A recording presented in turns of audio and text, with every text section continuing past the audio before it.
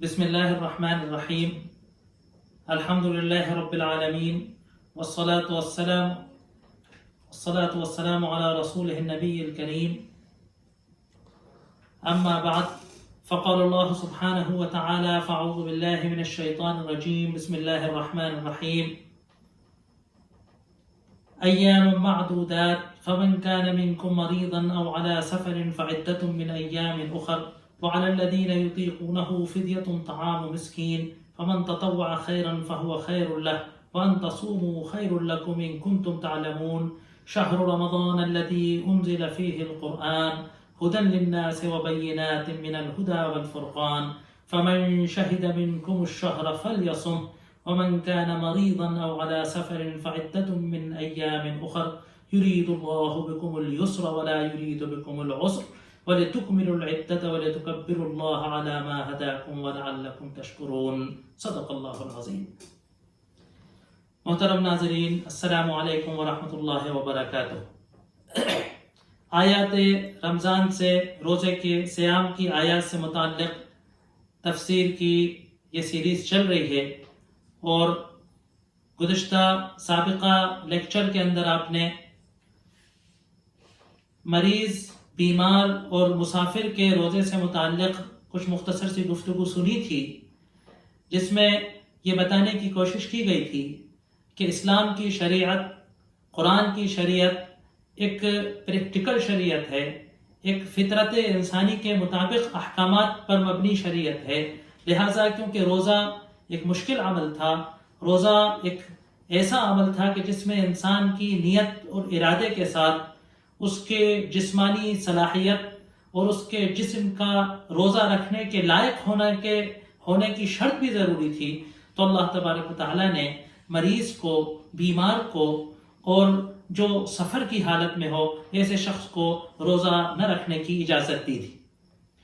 یہ بات بھی سامنے آئی تھی کہ مرض کی ڈیفینیشن یا مرض کی وہ حد کہ جس مرض میں وہ بیماری کے جس میں روزہ چھوڑنے کی شریعت نے اجازت دی ہے، یہ مبتلا بھی یعنی کہ جو خود اس کا فیسنگ کر رہا ہے، جو اس میں مبتلا ہے، اس پر اللہ تبارک و تعالیٰ نے خود چھوڑی ہے کہ وہ خود اس بات کا فیصلہ کرے گا، یا اس کا ڈاکٹر یا اس کا حکیم یہ فیصلہ کرے گا کہ اس کو روزہ رکھنا ہے یا اس کو روزہ نہیں رکھنا ہے. اسی طریقے سے مسافر کے تعلق سے گفتگو ہو رہی تھی کہ مسافر کے بارے میں علماء کے متعدد اقوال ہیں، جن کا خلاصہ آپ کو بتایا گیا تھا کہ اگر سفر دقت والا ہے، سفر کے اندر مسافر کو روزہ رکھنے میں دقت ہو سکتی ہے، تو اس کے لیے اس بات کی گنجائش ہے کہ وہ روزہ نہ رکھے. سفر کہتے کسے ہیں؟ ویسے تو کوئی بھی شخص اگر شہر سے باہر جائے گا کسی بھی کام سے تو وہ لغتاً سفر ہوگا، لیکن شریعت میں سفر کا کیا مطلب ہے کہ وہ سفر کہ جس سے شریعت کی رخصتیں حاصل ہوتی ہیں. جیسے روزے کے حکم میں افطار کرنے کی، روزہ نہ رکھنے کی اجازت ہوتی ہے، نماز کے سلسلے میں قصر کی اجازت ہوتی ہے. تو وہ سفر جو ہے شریعت کے اندر اس کا اعتبار علماء کرام میں اس کو ناپنے میں تھوڑا سا اختلاف ہے. امام ابو حنیفہ رحمۃ اللہ علیہ کے مسلک میں کہا گیا ہے کہ سفر وہ معتبر ہے کہ جس میں روزے کو افطار کی اجازت ہو، جس میں نماز قصر ہوتی ہے، اور جس میں خف پر مسح کرنے کی اجازت 3 دن رہتی ہے. وہ سفر ہے کہ جو اونٹوں یا پیدل چلنے والوں کے 3 دن میں جو مسافت طے کی جاتی ہے. کیونکہ نبی کریم صلی اللہ علیہ وسلم نے اپنی چند احادیث مبارکہ کے اندر سفر کے تعلق سے 3 دن کی حد کو ایک معیار مانا ہے. آپ نے فرمایا کہ مقیم شخص خف پر 24 گھنٹے 1 دن اور 1 رات مسح کرے، اور مسافر 3 دن تک مسح کر سکتا ہے. اسی طریقے سے نبی کریم صلی اللہ علیہ وسلم نے فرمایا کہ جائز نہیں ہے کسی ایسی عورت کے لیے کہ جو اللہ پر اور یوم آخرت پر ایمان رکھتی ہو کہ وہ 3 راتوں کی مسافت کا سفر کرے بغیر کسی غیر محرم کے ساتھ. تو گویا سفر کی ڈیفینیشن شریعت نے 3 دن کی مسافت کے سفر کو دور کا سفر مانا ہے جس میں شریعت کے احکام لاگو ہوتے ہیں. اب یہ مسافت آپ سمجھ سکتے ہیں کہ اونٹوں سے اور پیدل مسافر جو قافلے میں چلا کرتے تھے ان کے زمینوں کے آسان راستے اور دشوار راستے، ہموار راستے اور چڑھائی کے راستے، پہاڑی کے راستے اور عدم پہاڑی کے راستوں میں ظاہر سی بات ہے 3 دن کی مسافت میں فرق ہو جائے. لہٰذا اس کو علماء نے جو ناپا ہے مختلف زمانوں میں، تو فقہ کے اندر متعدد اقوال موجود ہیں. فرسخوں کے تعلق سے فقہ میں ملتے ہیں اقوال، کیونکہ اس زمانے میں وہی پیمائشیں وہی ناپ چلا کرتے تھے. پھر دیگر علماء نے ان کو اپنے اپنے دور میں اپنے موجودہ معیارات میں ناپ کر بتانے کی کوشش کی، تو اس لیے فقہ کی کتابوں میں دیگر اقوال موجود ہیں. یہ تفصیل میں آپ کو اس لیے بتا رہا ہوں کہ فقہ کی کتابوں میں لکھا ہوگا اتنے فرسخ یا اتنے میل یا اتنے کلومیٹر، اور ہم اس کو شریعت کا قرآن کی آیت سمجھ کر ہم اس پر عمل کرتے ہیں، اور پھر ہم اس پر اختلاف کرتے ہیں، اور پھر ہم اس پر ایک دوسرے پر الزام تراشیاں کرتے ہیں. ایسا نہیں کرنا چاہیے. یہ تفصیل میں اس لیے بتا رہا ہوں کہ اس کا اوریجنل سورس جو ہے وہ یہ ہے کہ 3 دن اور 3 رات کی مدت میں مسافر اونٹوں پر یا پیدل چل کر قافلے جتنا سفر طے کرتے تھے وہ مسافت سفر قرار دی گئی. ظاہر سی بات ہے موسموں کے اعتبار سے، دنوں کی لمبائی اور چھوٹائی کے اعتبار سے، گرمی اور سردی کے اعتبار سے، اونٹوں کو پانی ملنے اور نہ ملنے کے اعتبار سے، راستوں کے پہاڑی ہونے اور بے پہاڑی ہونے کے اعتبار سے ان مسافتوں میں فرق ہو جاتا تھا. اسی لیے الگ الگ زمانے کے الگ الگ علاقوں کے الگ الگ ممالک کے فقہاء نے جو اپنی کتابوں میں تفصیلات لکھی ہے ان میں اختلافات ملتے ہیں. تقریباً ان اختلافات کو اگر ہم سمیٹنے کی کوشش کریں تو یہ 78، 80، 82، 83 کلومیٹر سے لے کر 93، 92 اور بعض علماء نے کہا کہ 100 کلومیٹر تک کے اقوال موجود ہیں. تقریباً جو نارمل سا قول جو آج کل چلتا ہے جس پر فتویٰ دیا جاتا ہے وہ تقریباً 80 کلومیٹر کے آس پاس کا قول ہے. 78، 78.5، کچھ لوگوں نے 48 میل کہا ہے. 48 میل کو اگر جو ہے کلومیٹر میں کنورٹ کریں گے تو کچھ اسی طریقے سے 78، 77، 76 یا 69 کے آس پاس. اور کلومیٹر کو میل میں جو کنورٹ کرنے کے جو فارمولے ہیں وہ بھی زمانے کے ساتھ بدلتے رہے ہیں. تو ان سب چیزوں کو اگر ہم سامنے رکھیں گے تو یہ تھوڑا سا اختلاف کوئی شریعت کا، کوئی دلیلوں کا، کوئی حدیث و قرآن کی آیتوں کا اختلاف نہیں ہے. یہ مسئلے کو اپنے اپنے زمانے میں سمجھنے کا اختلاف ہے. اللہ فرما رہا ہے کہ اگر تم میں سے جو مسافر ہو یا بیمار ہو فعدۃ من ایام اخر، تو ان روزوں کی قضا اس کو دیگر سال کے اور دنوں میں کرنا ہوگی. یعنی کہ تقویٰ اسی وقت حاصل ہوگا، روزے کے فوائد تبھی حاصل ہوں گے کہ جب اس کی تعداد کو پوری کی جائے. کسی مجبوری کی وجہ سے، کسی معذوری کی وجہ سے اگر رمضان المبارک میں یہ روزے چھوٹ جائیں تو اس تعداد کو باقی دنوں میں روزہ رکھ کر پوری کرنی ہوگی. اب ایک مسئلہ آگے آ رہا ہے بڑا اہم کہ وَعَلَى الَّذِينَ يُطِيقُونَهُ فِدْيَةٌ طَعَامُ مِسْكِينٍ، اور وہ حضرات، وہ لوگ کہ جو روزے کی استطاعت رکھتے ہیں. ابھی میں آپ کو لفظی ترجمہ کر کے بتا رہا ہوں، آگے اس کی تشریح کروں گا. کوئی اتنے لفظ کی کوئی کلپ بنا کر نہ ڈال دے کہیں ادھر ادھر. وَعَلَى الَّذِينَ يُطِيقُونَهُ، اور وہ کہ جو اس کو سہ سکتے ہیں، فِدْيَةٌ طَعَامُ مِسْكِينٍ، ایک مسکین کا کھانا کھلا کر فدیہ کر لیں. یعنی بظاہر آپ یہ سمجھ سکتے ہیں کہ شاید روزہ نہ رکھنے کی اجازت مل رہی. دراصل اس آیت کو مفسرین نے سمجھنے میں 2 طریقے اپنائے ہیں. ایک طریقہ تو یہ ہے کہ یہ آیت منسوخ ہے. شروع اسلام میں سن 2 ہجری کے اندر جب روزے کے احکامات نازل ہوئے تو قرآن نے تھوڑی بات تدریجن کی، جس طریقے سے کہ آپ سب حضرات جانتے ہیں کہ جب اسلام نے شراب کو حرام فرمایا، قرآن نے جب شراب کو حرام کیا تو کئی اسٹیج میں شراب کو حرام کیا گیا. ایسا نہیں ہوا کہ ایک دم صبح ایک آرڈر آیا کہ صاحب آج سے شراب حرام، ایسا نہیں. شراب اسٹیپ بائی اسٹیپ حرام ہوئی ہے نا. سب سے پہلے شراب کی برائی آئی. یہ کہا گیا کہ اس کی برائیاں اس کے نفعوں سے زیادہ ہیں.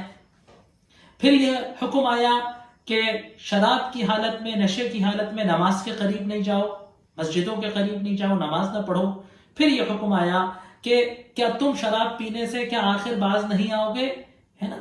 انما الخمر رجز من عمل الشیطان، یہ گندگی ہے، نجاست ہے، شیطان کے عمل سے، شیطان کی کارستانیوں میں سے ہے، شیطانی عمل میں سے ہے، کیا تم اس سے باز نہیں آتے؟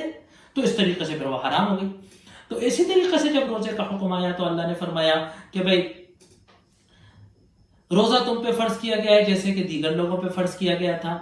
اسی میں ایک کنسیشن یہ دیا گیا کہ اگر کوئی شخص روزہ نہ رکھنا چاہے، اس کے باوجود کہ وہ روزہ رکھ سکتا ہے، مریض اور مسافر کی تو بات الگ ہوئی، لیکن اگر وہ روزہ رکھ سکتا ہے لیکن اس کے باوجود بھی وہ روزہ نہیں رکھنا چاہ رہا تو وہ فدیہ دے دے۔ اول اسلام میں یہ بات آئی کہ وہ فدیہ دے دے، کم سے کم وہ ابھی اپنی حب دنیا میں سے کچھ تو قربان کرے، ہے نا؟ وہ اپنی ابھی جان کو نہیں کھپا سکتا، بھوک و پیاس کو نہیں برداشت کر سکتا ہے، تو کم سے کم وہ اپنا پیسہ دے۔ ایک دن کھانا چاہتا ہے تو کھانے کا معاوضہ دے، کسی غریب کو کھلائے، طعام مسکین، مسکین کو کھانا کھلائے۔ تو یہ شروع اسلام میں آیا۔ اور پھر جب رمضان شروع ہوا، اس پہ عمل نہیں ہوا، جب رمضان شروع ہوا تو آگے آیت آ رہی ہے، میں نے آپ کے سامنے آیت پوری اسی لیے پڑھی تھی کہ وہ پوری جڑ جائے، کہ فَمَنْ شَهِدَ مِنْكُمُ الشَّهْرَ فَلْيَصُمْهُ، آگے آ رہا ہے کہ بس جو تم میں سے اس مہینے میں حاضر ہو، جو تم میں سے اس مہینے میں موجود ہو، جو تم میں سے اس مہینے میں مقیم ہو، ہوش و حواس میں ہو، صحت میں ہو، فَلْيَصُمْهُ، تو بس اس کو روزہ رکھنا ہے۔ یہ روزے کی فرضیت کی تاکید کی آیت ہے۔ اس کے بعد وہ کنسیشن ختم ہو گیا، اسی لیے پھر دوبارہ اللہ تبارک و تعالیٰ نے دہرایا ہے، آگے ہم اس کو پڑھیں گے انشاءاللہ، کہ فَمَنْ كَانَ مِنْكُمْ مَرِيضًا أَوْ عَلَىٰ سَفَرٍ، بس جو تم میں سے بیمار ہو یا سفر پر ہو، فَعِدَّةٌ مِّنْ أَيَّامٍ أُخَرَ، تو دیگر عام دنوں میں اس کی عدت کو، کل اس کی تعداد کو پورا کر لے۔ یہاں پھر جو استطاعت رکھتے تھے وہ فدیہ کر دیں، اس کا ذکر نہیں ہے۔ تو گویا یہ شروع میں روزے کے احکامات کو تھوڑا سا ہلکا لگے، پہلے مرحلے میں رکھا گیا، پھر یہ منسوخ کر دیا گیا، اور اب روزہ رکھنا بیمار اور مسافر کے علاوہ سب کے لیے روزہ رکھنا ضروری ہو گیا۔ دوسرا کنسیپٹ اس آیت کو سمجھنے کا یہ ہے کہ یہ آیت ان حضرات کے لیے ہے کہ جو اس کو بھی سمجھنے میں پھر دو انداز ہے، منسوخ نہیں ہے یہ آیت، دیگر جو زیادہ تر مفسرین کا خیال ہے وہ یہ ہے کہ یہ آیت منسوخ نہیں ہے۔ پھر اس کو سمجھنے کے دو انداز ہیں، ایک تو یہ کہ عربی میں کبھی تضاد معنی لیے جاتے ہیں، یطیقونہ یعنی کہ لا یطیقونہ، جو اس کی سکت نہیں رکھتے، جو کمزوری کی وجہ سے، بڑھاپے کی وجہ سے، کوئی دائمی بیماری کی وجہ سے، کوئی معذوری کی وجہ سے روزہ رکھنے کی استطاعت نہیں رکھتے، روزے کی سکت نہیں رکھتے، ان کے بس کی نہیں ہے روزہ رکھنا، تو فَفِدْيَةٌ مِّنْ أَيَّامٍ أُخَرَ، تو وہ فَفِدْيَةُ طَعَامُ مِسْكِينٍ، تو وہ فدیہ دے دے، طعام مسکین، ایک مسکین کو کھانا کھلا۔ ایک مطلب یہ ہے کہ کچھ حضرات ایسے ہوتے ہیں کہ بھئی روزہ رکھیں گے تو رکھ تو لیں گے، ایسا تو نہیں ہے کہ وہ بے ہوش ہو کر گر جائیں یا مر جائیں، لیکن صاحب بہت نقصان ہوگا، بڑی صحت گڑبڑ ہو جائے گی، اور روزہ تو رکھ لیں گے لیکن اس کے بعد کئی مہینے بیمار رہیں گے، جسم کے اندر بہت ساری چیزوں کا بیلنس ختم ہو جائے گا، ڈائبٹیز بڑھ جائے گی، فلاں بیماری بڑھ جائے گی، فلاں کمزوری ہو جائے گی، وٹامن کی کمی ہو جائے گی، تو جیسے تیسے رکھ تو سکتے ہیں، ہے نا، لیکن یہ کہ بس یوں سمجھیے کہ اپنی آخری قوت، بس یہ کہ جو کچھ تھا سب پیش کر دیا، مغرب تک زندہ بچے کہ نہیں بچے کوئی بھروسہ نہیں۔ تو ایسے حضرات جو ہیں، اسی لیے شریعت نے کہا کہ روزے کے تعلق سے روزے کے مخاطبین تین طرح کے ہیں۔ روزہ، قرآن جن کو مخاطب کر رہا ہے روزہ رکھنے کے جو مکلف ہیں وہ تین طرح کے ہیں۔ ایک تو وہ کہ جو صحت مند ہیں اور مقیم ہیں، ہم لوگ جیسے صحت مند ہیں اور مقیم ہیں، ہمیں روزہ رکھنا ہے، کوئی آپشن نہیں ہے ہمارے پاس اس کے علاوہ کہ ہم روزہ رکھیں۔ دوسرے وہ لوگ ہیں کہ جو بیمار ہیں یا سفر کی حالت میں ہیں، تو ان کو اگر ان کو نہ رکھتے بنتا ہے، ان کو دقت ہو رہی ہے، تکلیف ہو رہی ہے، مشقت ہو رہی ہے، تو ان کو اجازت ہے کہ روزہ نہ رکھیں، اور رمضان مبارک جب ختم ہو جائے، جب یہ سفر سے واپس آ جائیں، جب یہ بیماری سے صحت مند ہو جائیں، اچھے ہو جائیں، تو اس وقت روزہ رکھ لیں۔ ایک تیسری کیٹیگری ہے جو دائمی مریض ہے، جو کسی ایسی بیماری میں مبتلا ہے یا عمر کے اس مرحلے میں پہنچ گیا ہے کہ اس کے اب اچھے ہونے، صحت مند ہونے، شفایاب ہونے یا دوبارہ تناور طاقتور ہونے کی کوئی امید نہیں بچی، تو ایسے حضرات کو فدیہ دینا ہے۔ عام طور سے علماء نے کہا ہے کہ وہ حضرات کہ جن کی بیماری اچھا ہونے کا امکان ہو، جن کو صحت مند ہونے کا امکان ہے، ان کو فدیہ نہیں دینا چاہیے۔ فدیہ تو ان کے لیے کنسیشن ہے کہ جو اب کبھی روزہ رکھ ہی نہیں سکتے۔ آخری حد یہ ہو سکتی تھی کہ وہ رمضان المبارک میں رکھتے، جب اسی میں ہی نہیں رکھ پائے تو اب کیا بعد میں قضا کر پائیں گے؟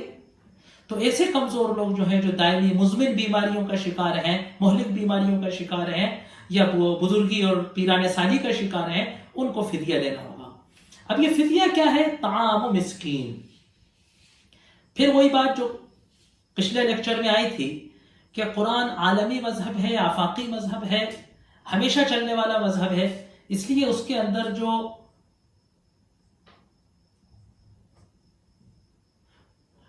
جو مقداریں ہیں وہ متعین نہیں ہیں، کیونکہ مقادیر مقداریں جو ہیں وہ بدلتی رہتی ہیں زمانے کے اعتبار سے، زمانوں کے حالات کے اعتبار سے، جگہوں کے اعتبار سے، ملکوں کے اعتبار سے، افراد کے اعتبار سے۔ اس لیے اللہ نے کہا طعام مسکین، ایک مسکین کا کھانا۔ اب عربی کے اندر طعام مسکین کہتے ہیں ایک شخص کے دونوں وقت کے کھانے کو طعام کہا جاتا ہے۔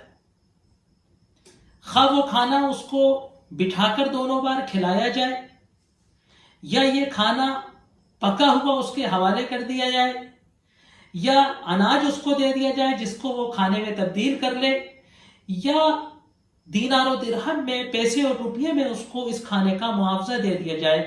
ہر صورت سے فدیہ یا ہر صورت سے اطعام طعام کے جو کفارات ہیں وہ ادا ہو جائیں گے شریعت میں۔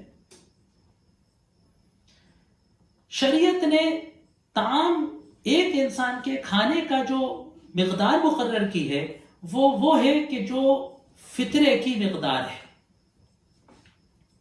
انشاءاللہ توفیق دی اللہ نے تو فطرے کے تعلق سے بھی بیان آئے گا کسی وقت، کہ جو رمضانوں کے روزوں کے قبول ہونے کے لیے اللہ نے فطرہ رکھا ہے، زکوٰۃ الفطر جس کو کہتے ہیں، جس کو ہم اردو میں شارٹ میں فطرہ کہتے ہیں، کہ ایک مد نصف سا، آدھا سا، جس کا کیلکولیشن بتایا جاتا ہے 1667 سم تھنگ، کچھ اس طریقے سے گرام بتائے جاتے ہیں، جس کے اس سال بھوپال میں، دیکھیے کہ جو ہے سوشل میڈیا کے وسائل بہت وسیع ہے اور ویڈیوز ہر طرف چلی جاتی ہے، اس لیے میں تاکید سے کہہ رہا ہوں کہ بھوپال میں شہر قاضی نے اس سال 2020 میں اس کی مقدار 50 روپے مقرر کی۔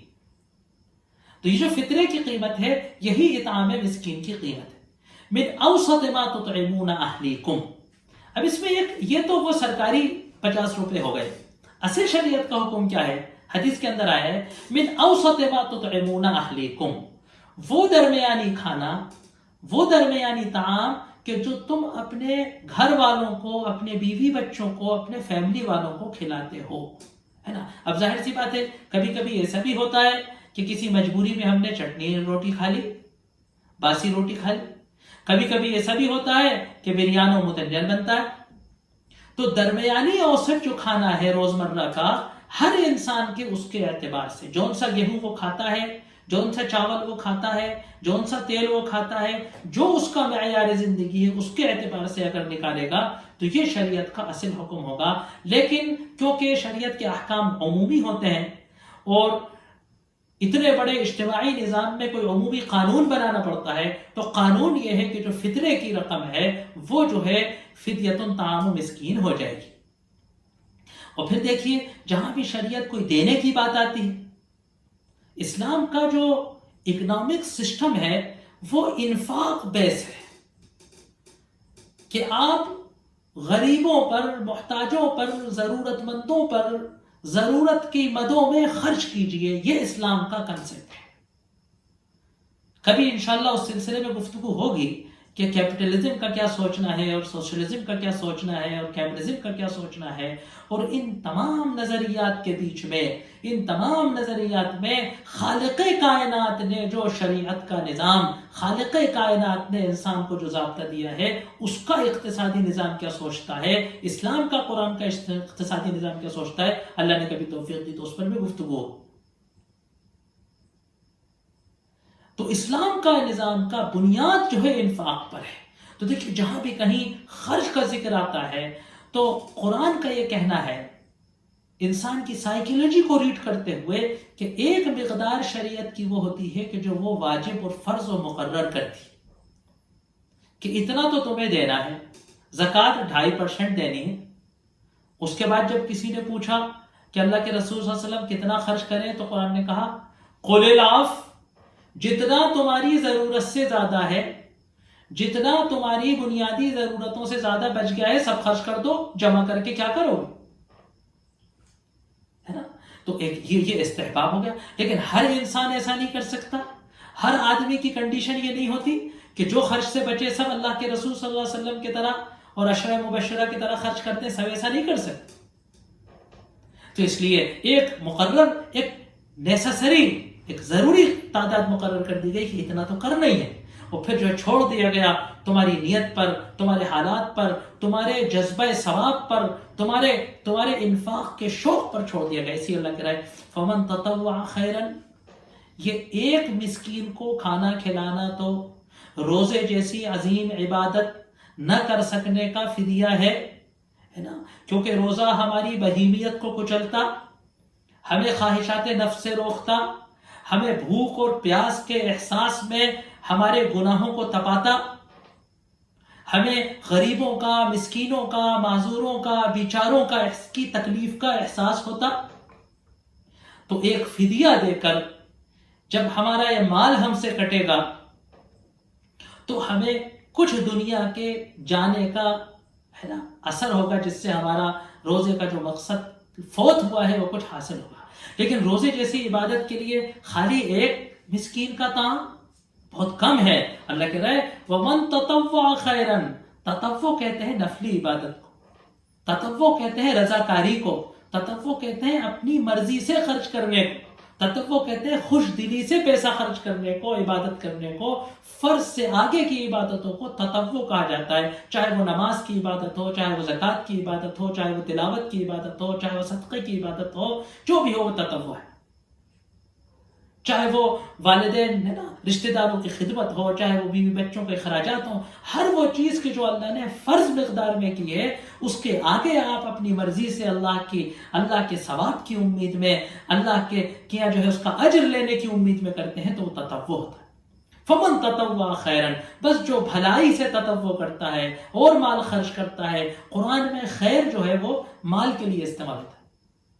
بس جو بھلائی سے اور کچھ کرتا ہے اور زیادہ بھی دے دیتا ہے، فطرے سے زیادہ خرچ کر دیتا ہے، جو کچھ اس سے بن پڑتا ہے وہ اور دے دیتا ہے، فہو خیر اللہ، وہ اس کے لیے بہتر ہے.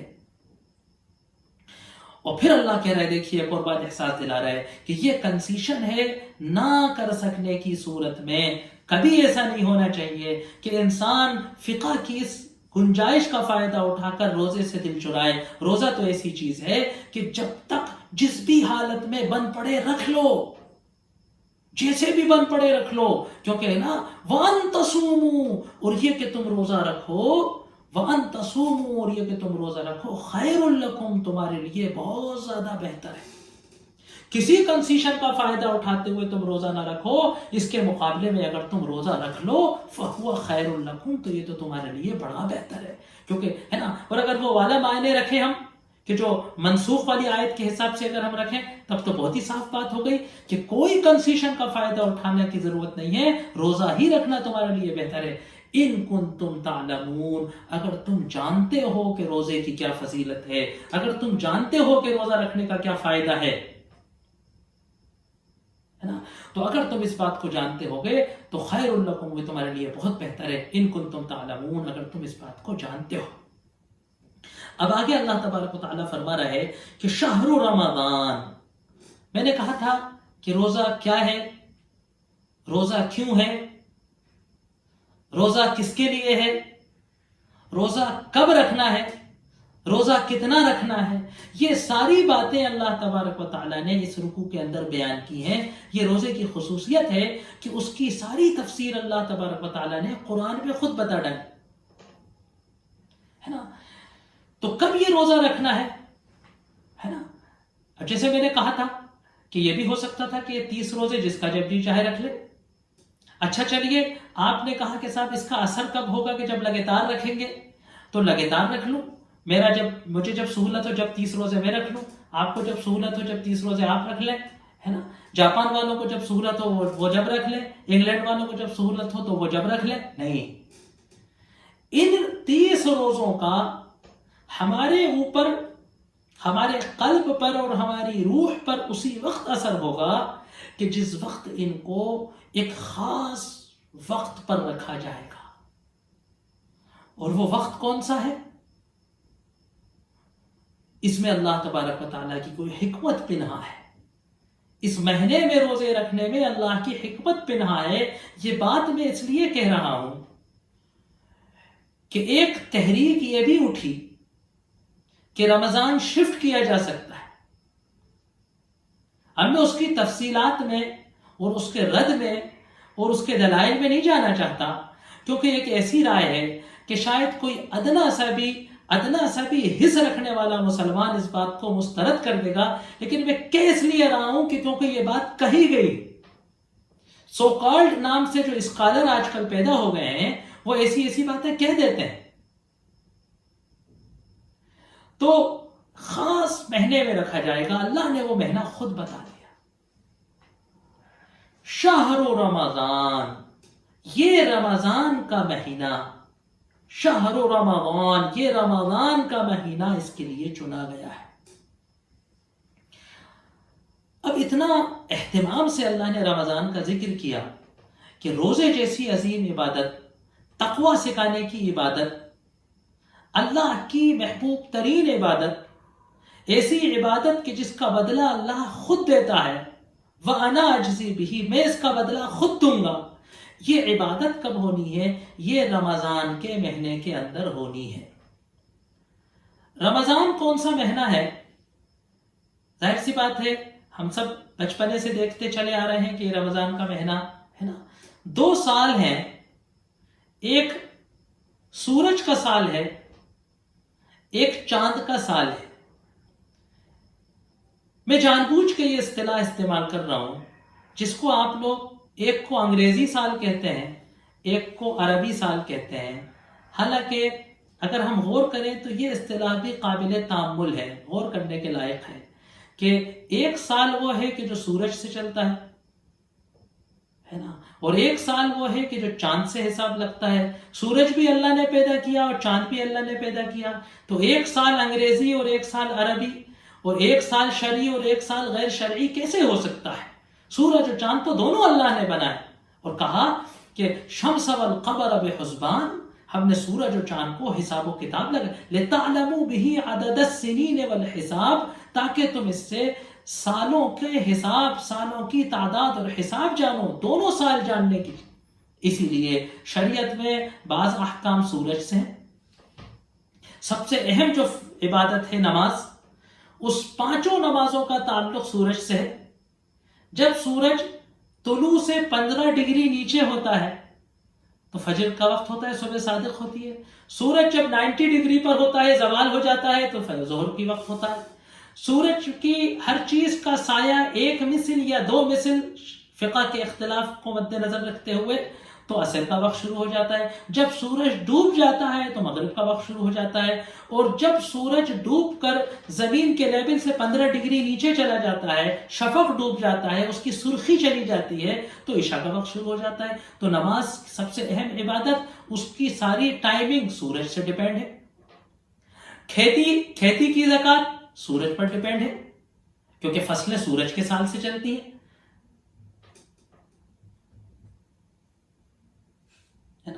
تو یہ شہر رمضان، تو یہ عربی کا مہینہ ہے. عربی کا مہینہ کیوں کہا جاتا ہے؟ کہ کیونکہ یہ نام جو مہینوں کے ہیں یہ عربوں سے ہم تک آئے ہیں. جب نبی کریم صلی اللہ علیہ وسلم مکے میں جب اسلام آیا تو عرب ان مہینوں سے اپنا حساب کتاب چلاتے تھے، کیونکہ عرب ایک امی قوم تھے. ان کی جو ہے وہ فلکیات کے ادارے نہیں تھے، ان کی جنتریاں نہیں تھیں، وہ پڑھے لکھے نہیں تھے. اور چاند کے سال میں یہ خوبی ہے کہ چاند آنکھ سے ہر کس و ناکس کو دکھ جاتا ہے، ہر پڑھے لکھے بے پڑھے لکھے کو دکھ جاتا ہے، بغیر کسی دوربین اور لینس کے چاند نظر آ جاتا ہے۔ چاند سے عبادتوں کا حساب کتاب آسان تھا، اس لیے اللہ تبارک و تعالیٰ نے اسلام کی بہت ساری عبادتوں کو چاند سے اور چاند کے مہینوں سے اور چاند سے سالوں کو جوڑنے سے چلا ہے۔ انشاءاللہ اس کے بارے میں گفتگو ہوگی۔ تو شہر رمضان، رمضان کا مہینہ، عربی میں جس وقت یہ نام پڑے ہیں تو ظاہر سی بات ہے اب یہ تو 10 دن کھسکتا رہتا ہے، گرمی سردی سورج کے سال سے آتی ہے، اور یہ مہینے چاند کے دوران سے، زمین کے ارد گرد چاند کے گھومنے سے چلتے ہیں۔ تو جب عربوں نے کسی وقت، کبھی قدیم زمانے میں جب عربوں نے مہینوں کے نام پڑے، عربی زبان جب تشکیل ہوئی ہوگی، تو رمضان کا مہینہ شدید گرمی کے اندر پڑا۔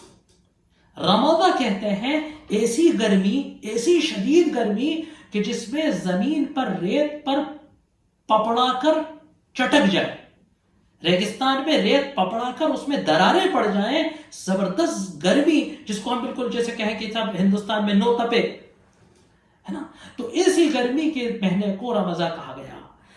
اتفاق دیکھیے اللہ تبارک و تعالیٰ کا کہ رمضان بھلے دسمبر میں آئے، رمضان بھلے -ڈگری میں آئے، لیکن اس کو کہا جاتا ہے رمضان تپنے کا مہینہ۔ کیوں؟